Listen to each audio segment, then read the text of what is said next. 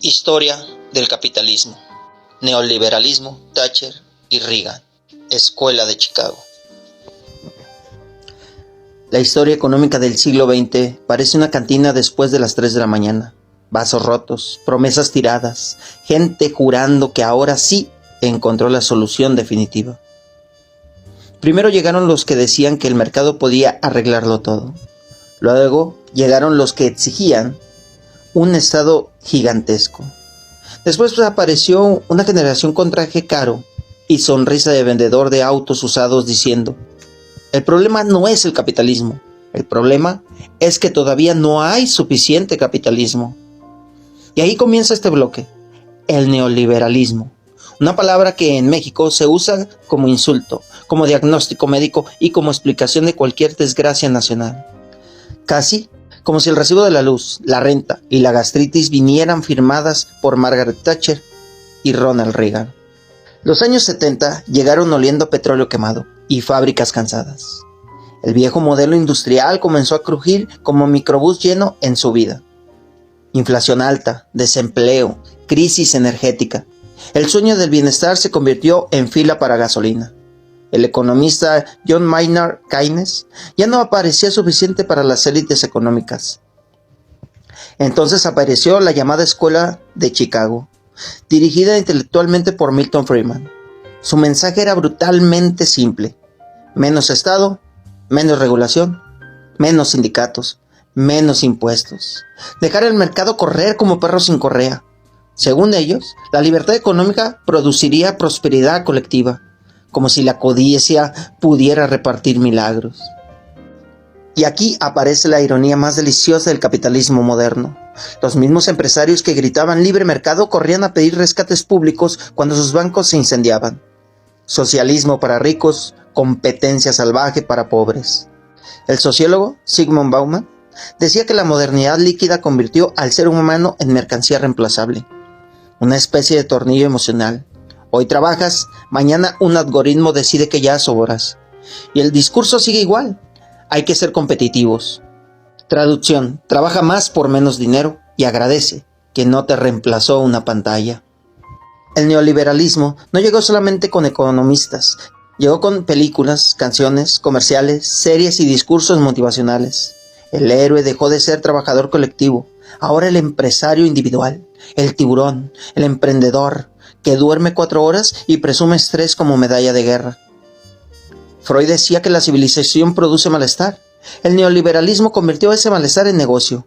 Cursos de productividad, terapias express, café caro para sobrevivir jornadas absurdas, gente destruida emocionalmente vendiendo felicidad en redes sociales, como payasos llorando dentro de un anuncio bancario. Mientras tanto, América Latina recibió el golpe completo. Privatizaciones, deuda externa, recortes sociales. La promesa era modernización. La realidad muchas veces terminó en desigualdad brutal. Eduardo Galeano escribió que la división internacional del trabajo consiste en que unos países se especializan en ganar y otros en perder. Y carajo, América Latina conoce perfectamente esa frase. El neoliberalismo prometió libertad, pero muchas veces la libertad terminó pareciendo supermercado. Puedes elegir entre 50 marcas, aunque no te alcance para comprar ninguna. Ahí está la contradicción central de este episodio. Una época donde la riqueza mundial explotó como cohete, mientras millones sobrevivían con salarios congelados y ansiedad permanente. Un sistema que convirtió al planeta en centro comercial gigantesco y al mismo tiempo en sala de urgencias emocional. Porque este bloque no trata solamente de economía, trata del miedo moderno, del trabajador reemplazable, del estudiante endeudado, del político convertido en gerente, del ciudadano reducido a consumidor. Trata de cómo el dinero dejó de circular en fábricas y comenzó a multiplicarse en pantallas financieras, lejos de la vida cotidiana, como fantasmas digitales jugando póker con países completos. Y mientras tanto, en algún lugar del mundo, un ejecutivo sonríe diciendo que el mercado se regula solo. Igual que un casino diciendo que las apuestas generan estabilidad emocional. El neoliberalismo no cayó del cielo como meteorito ideológico. Nació del miedo, y el miedo mueve imperios completos, mueve votos, mueve guerras, mueve periódicos, El miedo económico de los años 70 parecía película de desastre. Inflación alta, desempleo creciendo, petróleo caro y gobiernos incapaces de controlar el incendio. El viejo modelo keynesiano comenzó a verse cansado. Las fábricas industriales del periodo de posguerra ya no producían estabilidad automática. El capitalismo necesitaba una mutuación urgente. Y las élites financieras dijeron, ahora nos toca mandar otra vez. Entonces aparecieron Margaret Thatcher y Ronald Reagan, como sacerdotes políticos de una nueva religión económica. Thatcher hablaba con una dureza casi militar. Reagan sonreía como actor vendiendo optimismo patriótico. Diferentes estilos, misma receta. Reducir sindicatos, privatizar empresas públicas, bajar impuestos a grandes capitales, abrir mercados, desregular finanzas, convertir derechos sociales en mercancías. La idea central era brutalmente sencilla. El mercado sabe más que el Estado. Y aquí conviene hacer una pausa histórica, porque muchos creen que el neoliberalismo surgió únicamente como teoría económica. Es un error. También fue una reacción política contra el poder de los trabajadores organizados.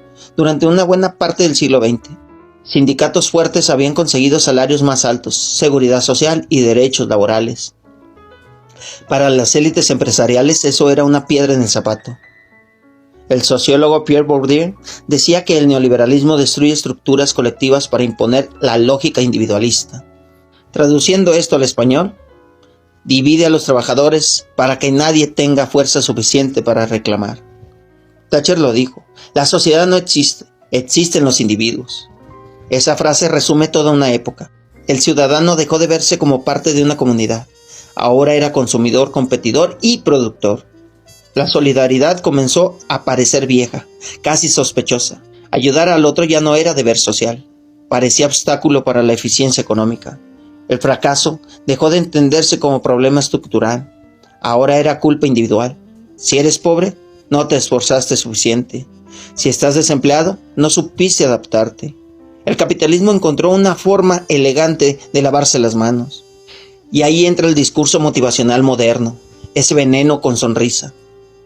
Libros prometiendo éxito financiero, conferencias sobre mentalidad ganadora, gurús diciendo que el límite está en tu mente, como si un obrero explotado pudiera derrotar décadas de desigualdad únicamente levantándose a las 5 de la mañana para tomar licuados verdes. El neoliberalismo ama convertir problemas sociales en problemas psicológicos. Así evita discutir salarios, concentración de riqueza o monopolios. Mientras tanto, la escuela de Chicago exportaba a economistas como si fueran misioneros del libre mercado. Milton Friedman defendía que la intervención estatal generaba ineficiencia y pérdida de libertad. Sus ideas viajaron rápido hacia América Latina, especialmente a Chile, después del golpe militar de Augusto Pinochet, y aquí aparece una contradicción gigantesca. Muchos neoliberales hablaban de libertad económica mientras apoyaban gobiernos autoritarios, libertad para capitales, mano dura para protestas sociales. Una democracia bastante curiosa. Chile se convirtió en laboratorio económico, privatizaciones masivas, apertura comercial, reducción del gasto público, fondos privados de pensiones. La propaganda internacional vendía el milagro chileno, pero debajo del brillo aparecieron desigualdad brutal, precariedad laboral y enormes diferencias sociales. Décadas después, millones de chilenos salieron a las calles gritando que el modelo los había exprimido durante años. Ahí estaba la factura histórica. México tampoco escapó. La crisis de deuda de los años 80 abrió la puerta al neoliberalismo con violencia económica. El país pasó de un modelo proteccionista a la apertura comercial acelerada, privatizaciones gigantescas, empresas públicas vendidas, bancos privatizados, tratados comerciales, y la promesa era modernización. La realidad dejó escenas absurdas, millonarios creciendo al mismo tiempo que aumentaban pobreza y salarios miserables. La apertura comercial tuvo efectos contradictorios. Por un lado, integró economías, facilitó exportaciones y expansión industrial. Por otro lado, destruyó sectores incapaces de competir contra gigantes internacionales. Muchos campesinos mexicanos quedaron aplastados por productos agrícolas extranjeros subsidiados. Imagínate competir contra corporaciones respaldadas por gobiernos ricos mientras tú sobrevives con fertilizante caro y lluvia impredecible. Era como subir a pelear bots contra un tanque. El antropólogo David Graeber decía que el capitalismo moderno produce trabajos absurdos, empleos burocráticos sin sentido real, gente llenando formularios eternos para justificar la existencia de otros formularios. Y sí, el neoliberalismo prometía eficiencia, pero también multiplicó oficinas, supervisiones, métricas y estrés administrativo. Medio planeta atrapado frente a pantallas respondiendo correos que nadie leerá en una semana. Las finanzas desreguladas transformaron completamente el capitalismo. Antes, gran parte del dinero circulaba alrededor de la fábrica, producción y comercio físico. Después, el capital comenzó a moverse como espectro digital. Bolsas de valores, fondos de inversión, derivados financieros, especulación instantánea, dinero generando dinero sin tocar jamás la economía real, como casino global abierto 24 horas. Y el problema con un casino es simple: tarde o temprano, alguien pierde todo. La desregularización financiera permitió ganancias monstruosas, también preparó desastres gigantescos. Los bancos comenzaron a comportarse como jugadores drogados de adrenalina, hipotecas riesgosas, créditos basura, especulación salvaje, hasta que llegó la crisis financiera de 2008. El castillo de humo explotó, millones perdieron casa, empleo y ahorros.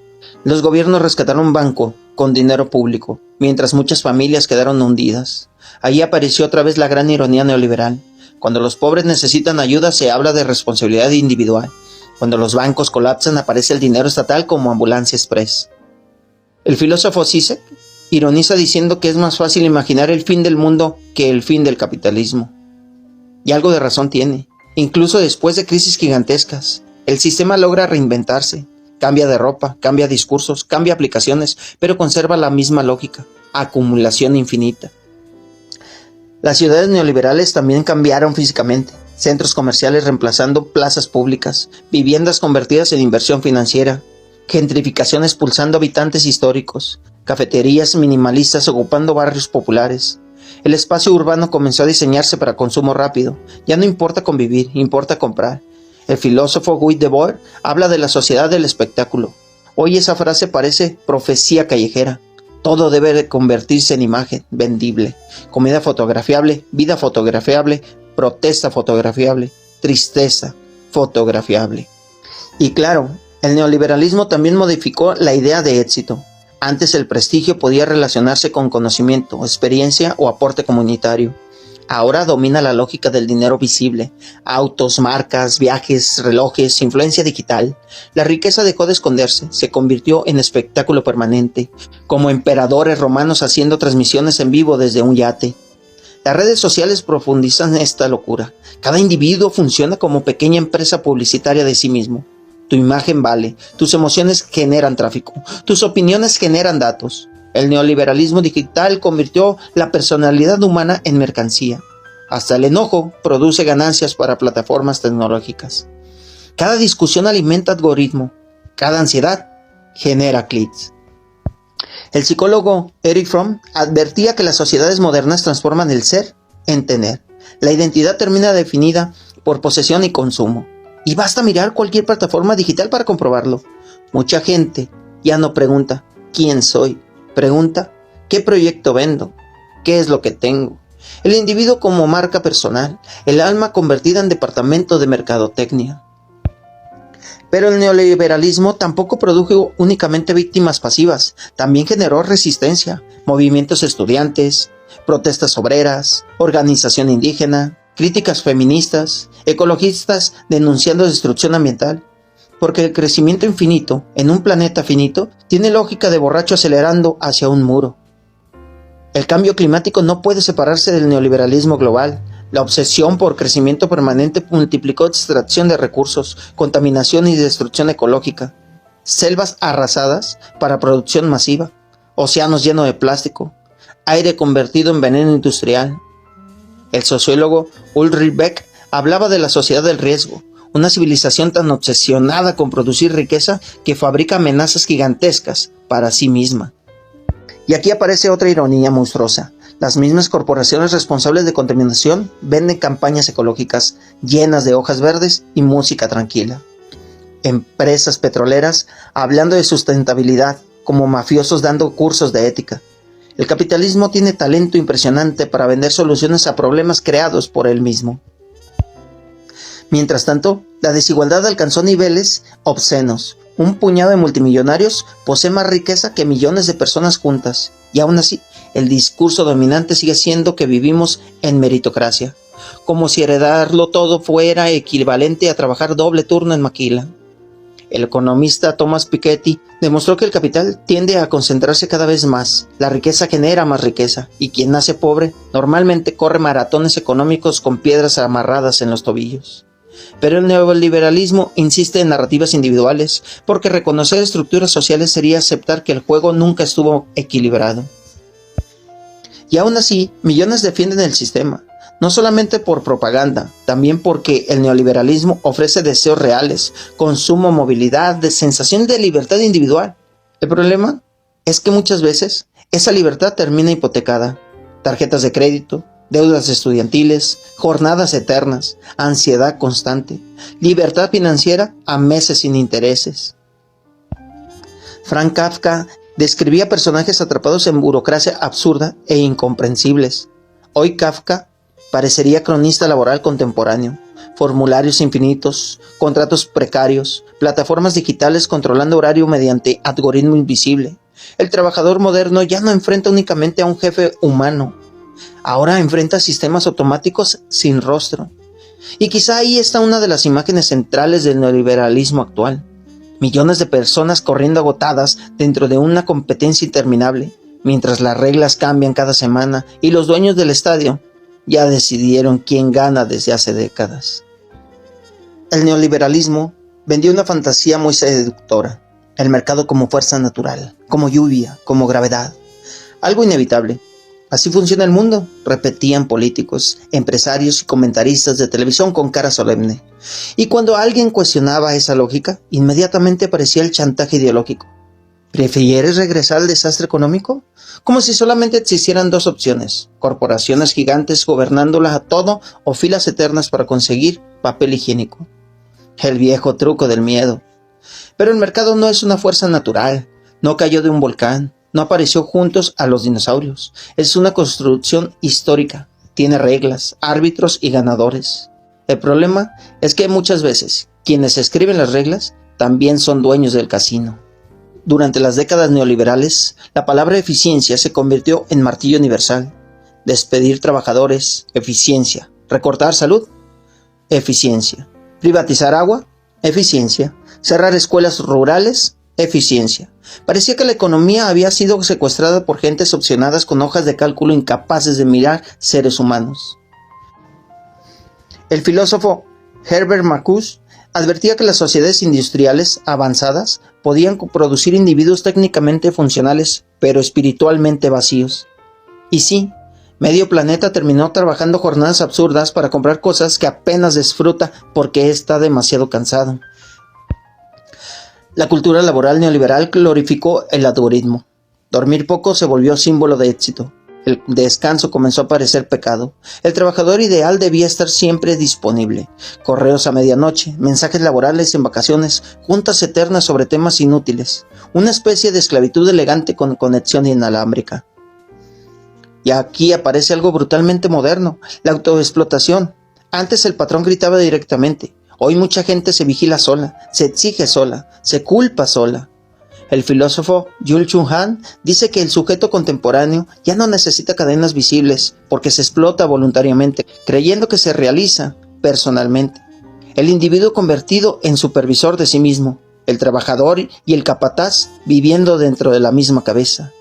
Es un pinche horror elegante.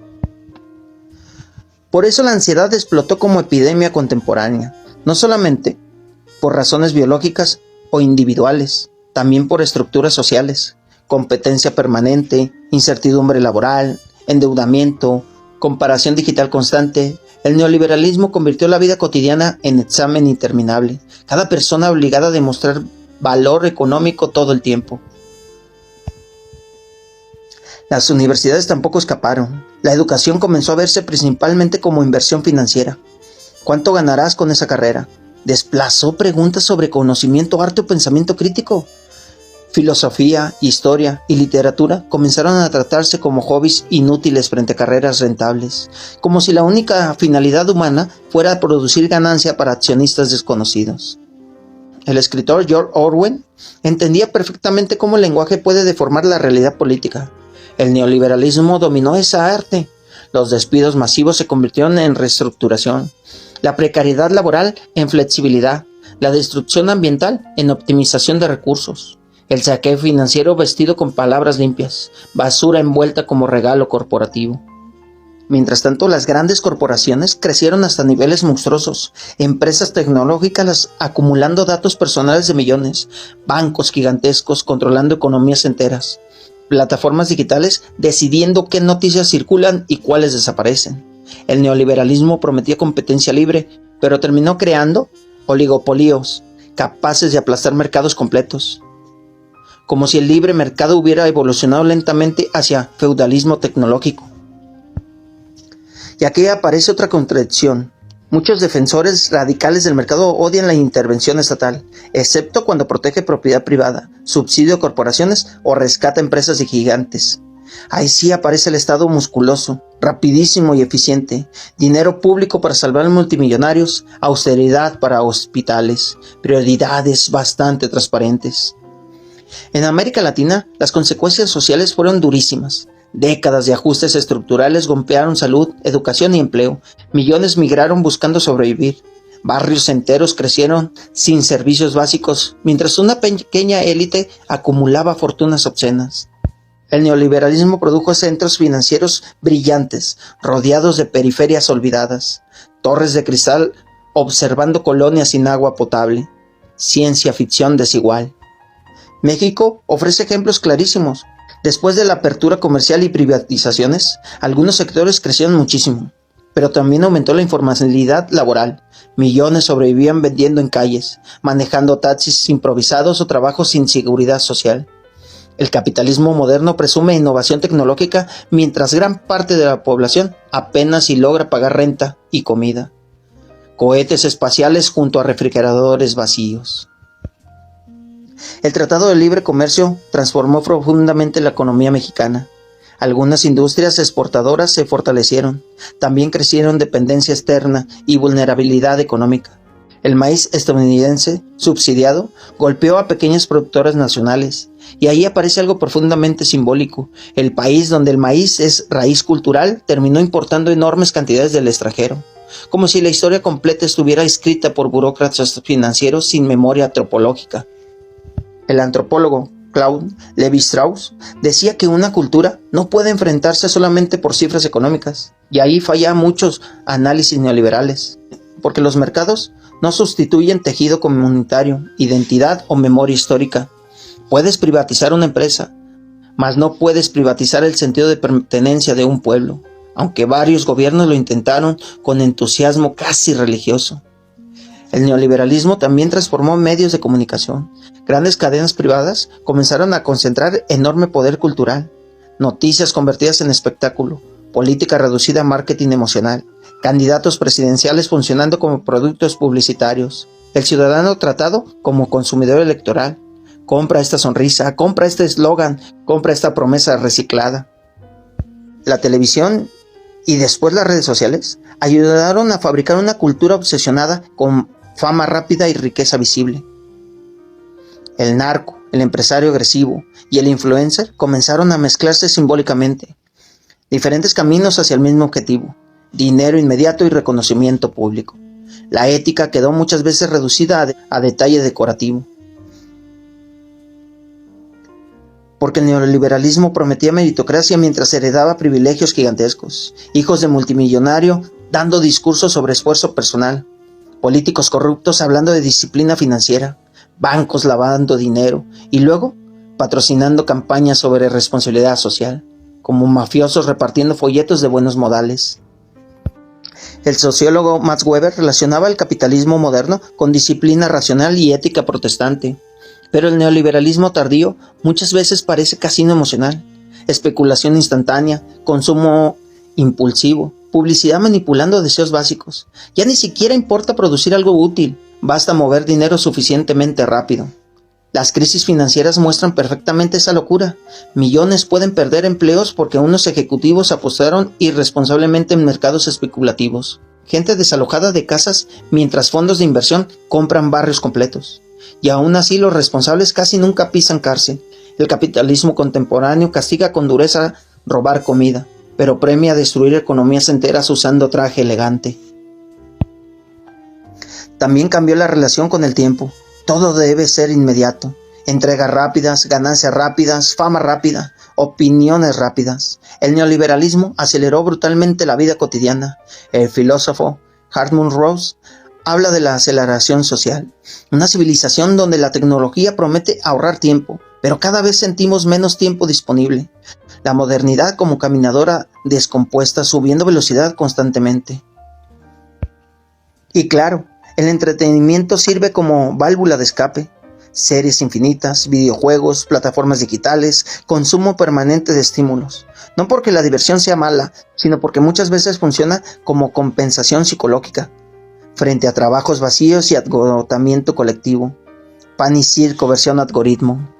El neoliberalismo incluso colonizó emociones íntimas, aplicaciones para medir productividad del sueño, cursos para optimizar relaciones humanas, terapias empresariales diseñadas para soportar estrés laboral sin cuestionar sus causas estructurales. El individuo convertido en proyecto de mejora infinita, siempre insuficiente, siempre compitiendo, siempre cansado. Albert Camus decía que el absurdo nace cuando el ser humano busca sentido en un mundo indiferente, y ahí hay algo profundamente absurdo en pasar décadas trabajando frenéticamente para sobrevivir dentro de un sistema que concentra riqueza obscena mientras destruye ecosistemas completos. Porque el neoliberalismo no solamente reorganizó economías, también reorganizó imaginarios, cambió sueños colectivos. Antes muchas luchas políticas imaginaban sociedades más igualitarias. Hoy muchísima gente únicamente aspira a escapar individualmente del desastre general. Hacer dinero como única utopía disponible. El horizonte político reducido a supervivencia privada.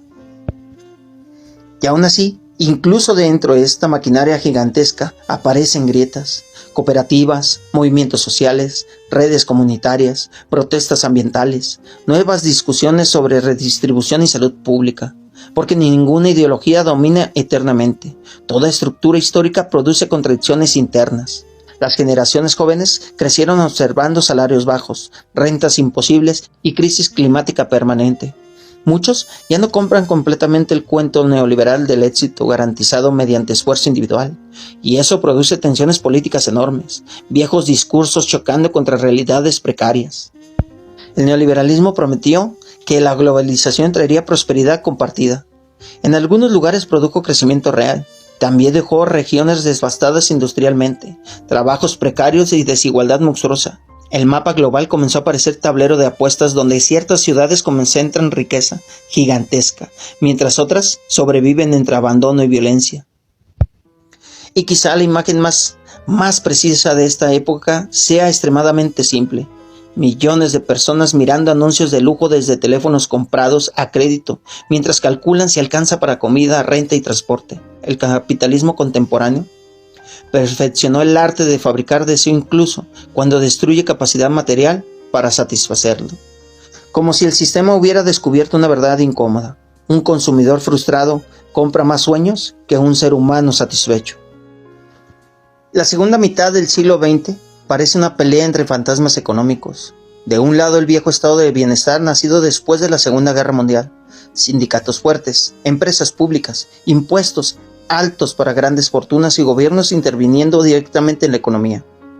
Del otro lado, aparecía una generación de economistas, empresarios y políticos convencidos de que el verdadero problema no era el capitalismo, sino que el capitalismo todavía seguía demasiado domesticado. Ahí nace Margaret Thatcher, Ronald Reagan y la Escuela de Chicago. 3 piezas distintas de una misma maquinaria ideológica. Una revolución económica con traje elegante, sonrisa televisiva y obsesión casi religiosa por el mercado. Y para entenderlos hay que mirar el contexto. Los años 70 llegaron oliendo a gasolina cara, inflación y crisis industrial. El capitalismo de posguerra comenzó a mostrar grietas enormes. Las fábricas occidentales perdían competitividad. El petróleo explotó en precio, el desempleo subía y el modelo keynesiano parecía cansado. Era como un motor viejo todavía funcionando, pero soltando humo negro por todos lados. En ese momento apareció Milton Friedman, como estrella intelectual del neoliberalismo, profesor de la Escuela de Chicago, defensor radical del libre mercado, crítico feroz del intervencionismo estatal. Friedman afirmaba que la inflación era resultado directo de malas políticas monetarias y exceso de intervención gubernamental. Para él, el mercado tenía una capacidad casi natural de autorregulación. El Estado debía reducirse al mínimo posible. Y aquí comienza una de las grandes transformaciones culturales del siglo XX, porque Friedman y la Escuela de Chicago no solamente proponían teorías económicas, proponían una nueva idea del ser humano, el individuo competitivo, el consumidor racional, el emprendedor permanente, el sujeto económico convertido en centro absoluto de la vida social. El sociólogo Pierre Bourdieu criticaba precisamente eso, la invasión de la lógica económica dentro de todos los espacios humanos. Bajo el neoliberalismo, la escuela ya no forma ciudadanos, forma capital humano. Las relaciones sociales ya no se entienden por solidaridad o comunidad, se entienden por utilidad, rendimiento y competencia. Pero antes de Thatcher y Reagan ya existían precursores importantes.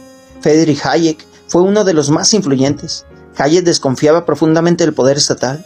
Después del ascenso del fascismo y el estalinismo, veía cualquier expansión fuerte del Estado como riesgo potencial de autoritarismo. Su libro, Camino de Servidumbre, marcó a generaciones enteras de liberales económicos. Hayek tenía un punto importante. Las burocracias gigantescas pueden volverse monstruos opresivos, y la historia del siglo XX lo confirmó, y varias veces. Estados totalitarios destruyeron millones de vidas. Pero Hayek también llevaba su desconfianza demasiado lejos. Su ideal de mercado libre muchas veces ignoraba desigualdades estructurales y concentraciones privadas de poder.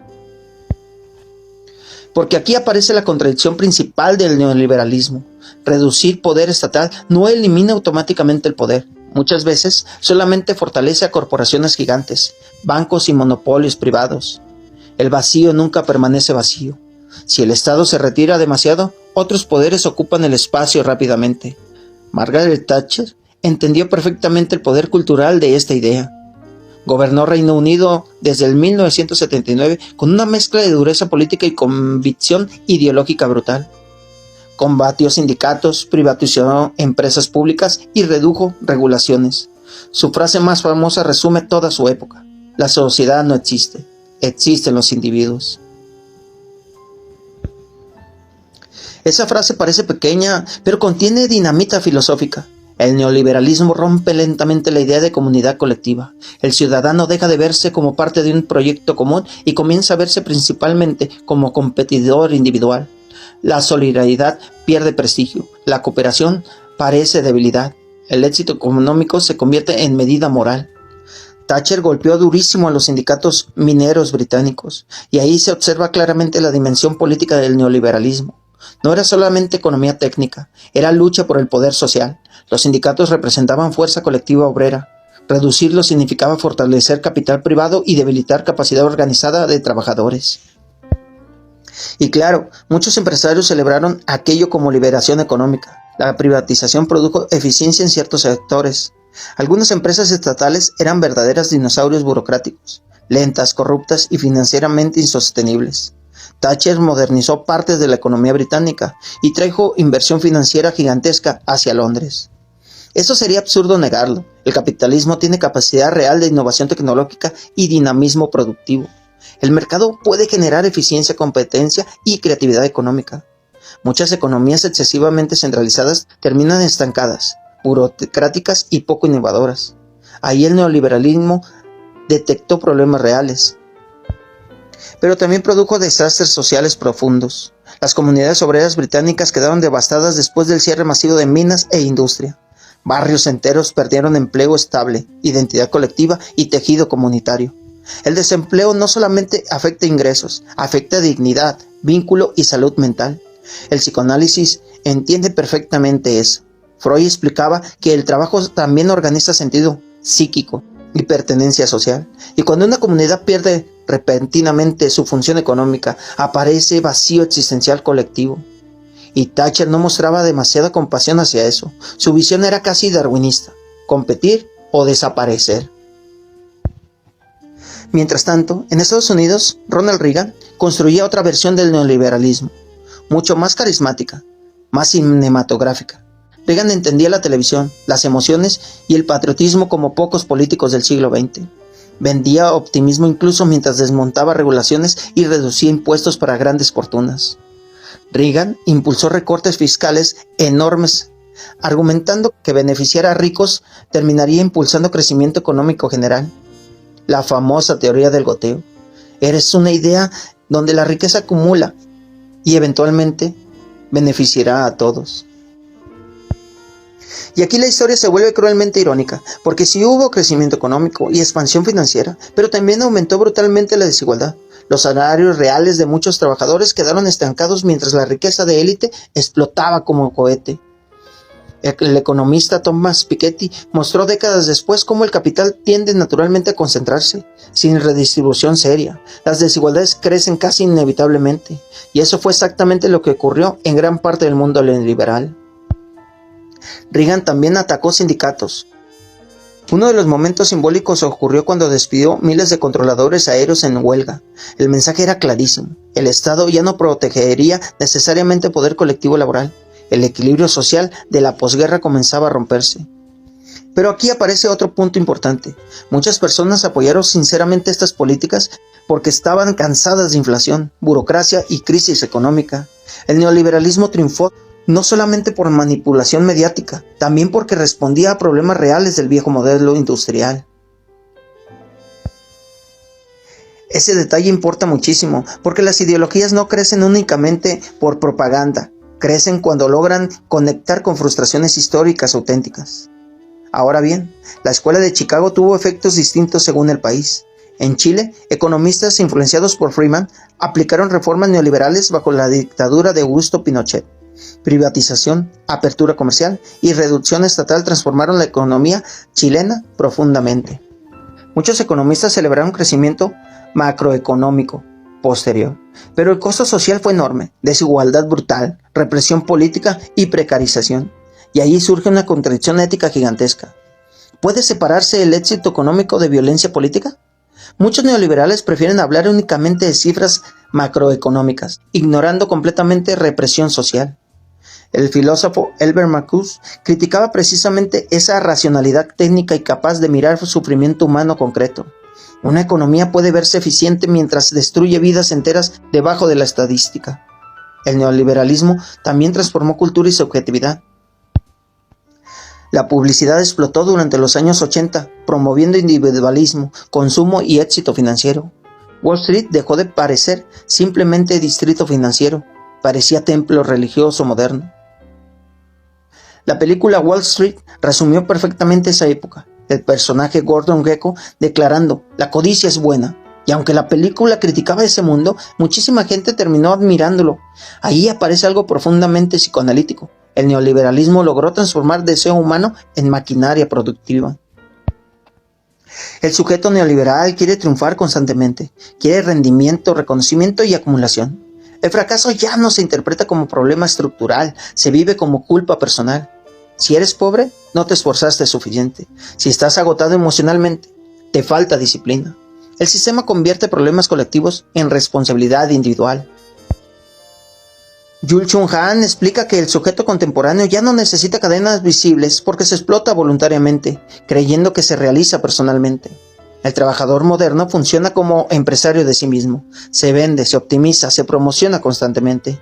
Y eso conecta directamente con Reagan y Thatcher, y ellos ayudaron a construir culturalmente este nuevo ideal humano, competitivo, individualista y obsesionado con productividad. Pero el capitalismo neoliberal también generó avances reales: revolución tecnológica gigantesca, expansión informática, innovación empresarial acelerada. Millones salieron de pobreza extrema en ciertas regiones, gracias a integración económica global. Países asiáticos crecieron brutalmente usando mercados internacionales. Negar esto sería simplista. El problema aparece cuando el mercado invade absolutamente todo. Salud convertida en negocio, educación reducida en inversión rentable, vivienda transformada en activo financiero, relaciones humanas atravesadas constantemente por lógica de rendimiento. Ahí la sociedad comienza lentamente a deshumanizarse. Karl Marx hablaba de alienación. el trabajador separado de control real sobre su vida y producción. Y aunque muchas predicciones marxistas fallaron, la alienación contemporánea sigue siendo visible. Millones trabajan en empleos absurdos, repetitivos o emocionalmente vacíos, mientras sienten que sus vidas carecen de sentido profundo. El antropólogo David Graeber llamaba a muchos empleos modernos trabajos de mierda. Oficinas enteras produciendo burocracia inútil, únicamente para sostener estructura corporativa gigantesca. Personas agotadas realizando tareas que ellas mismas consideran absurdas. El neoliberalismo prometía libertad individual, pero muchas veces terminó creando ansiedad permanente, competencia constante, inseguridad laboral, endeudamiento crónico. El individuo aparentemente libre vive atrapado entre créditos, rentas y presión productiva. Y luego llegó la crisis financiera del 2008. Allí explotaron muchas ilusiones neoliberales. Décadas de desregularización financiera permitieron especulación salvaje. Bancos jugando con hipotecas basura como apostadores drogados de adrenalina. Cuando todo colapsó, millones perdieron empleos y casas. Y apareció la gran contradicción histórica. Durante décadas se dijo que el Estado debía intervenir menos. Pero cuando los bancos gigantes comenzaron a hundirse, los gobiernos usaron cantidades monstruosas de dinero público para rescatarlos. Socialismo para ricos, capitalismo brutal para los pobres. Eso destruyó muchísima legitimidad ideológica neoliberal. El sociólogo Simon Bauman decía que la modernidad líquida convierte al individuo en mercancía reemplazada. Y basta mirar plataformas laborales actuales para entenderlo. Conductores de aplicación, repartidores de freelancer, sobreviviendo entre algoritmos visibles y contratos precarios. El neoliberalismo flexibilizó mercados laborales. A veces eso permitió dinamismo económico. También destruyó estabilidad y seguridad social para millones. Porque aquí aparece una verdad incómoda. Las sociedades necesitan cierto equilibrio entre mercado y protección colectiva. Demasiado control estatal produce burocracia asfixiante. Demasiado mercado produce desigualdad explosiva y fragmentación social. Los países nórdicos entendieron parcialmente eso. Suecia, Noruega y Dinamarca mantienen economía capitalista dinámica, combinada con servicio público fuerte y sindicatos relevantes. No eliminaron el mercado, tampoco abandonaron completamente protección social. Ese equilibrio parece mucho más estable que los extremos ideológicos. Porque la gran falla cultural del neoliberalismo radical fue creer que el ser humano funciona únicamente por interés económico individual. Y no, también existen afectos, comunidad, identidad, cooperación y sentido colectivo. Una sociedad no puede sostenerse únicamente sobre competencia permanente. El escritor George Orwell entendía perfectamente cómo los sistemas políticos manipulan el lenguaje y deseo. Hoy muchas palabras neoliberales funcionan casi como propaganda automática. Flexibilidad, emprendimiento, optimización, eficiencia. Suenan modernas y limpias, aunque muchas veces esconden precariedad brutal.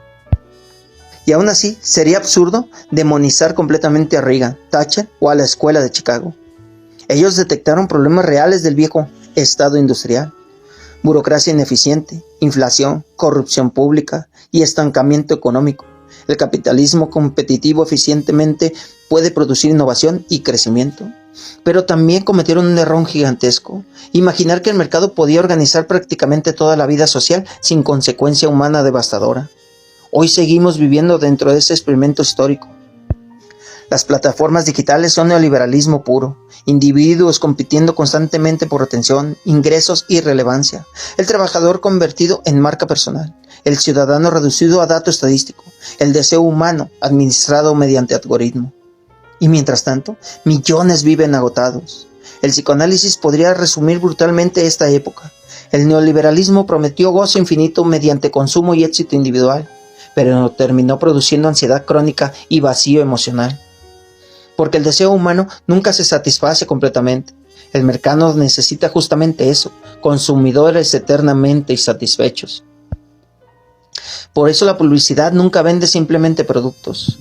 Vende promesas existenciales, belleza, poder, amor, reconocimiento, pertenencia. El capitalismo entendió algo profundamente freudiano. Los seres humanos compran símbolos emocionales mucho más que objetos materiales. Y aquí aparece quizá la gran tragedia contemporánea. La civilización tecnológicamente más avanzada de la historia convive con niveles enormes de soledad, depresión y precariedad emocional. riqueza gigantesca junto a agotamiento colectivo. Thatcher y Reagan ayudaron a construir este mundo, un mundo donde la competencia económica penetró casi todos los espacios humanos, donde el individuo debe venderse constantemente, donde incluso descansar produce culpa productiva. Pero también construyeron economías más dinámicas en ciertos aspectos, modernizaron industrias, expandieron innovación financiera y tecnológica, impulsaron globalización económica que sacó de pobreza extrema a millones de algunas regiones. La historia real siempre resulta contradictoria. Ni demonios absolutos ni héroes perfectos, simplemente arquetipos de una transformación gigantesca cuyas consecuencias seguimos respirando diariamente, desde la renta imposible hasta la cultura del emprendimiento obsesivo, desde aplicaciones laborales hasta ansiedad digital permanente. El neoliberalismo no solamente reorganizó economías, reorganizó sueños, deseos, miedos y formas completas de entender qué significa vivir en sociedad. Y el planeta entero todavía sigue pagando la cuenta. El neoliberalismo prometió eficiencia, modernidad y libertad. Y sí, transformó el planeta. Expandió comercio, tecnología y velocidad económica como nunca antes en la historia humana.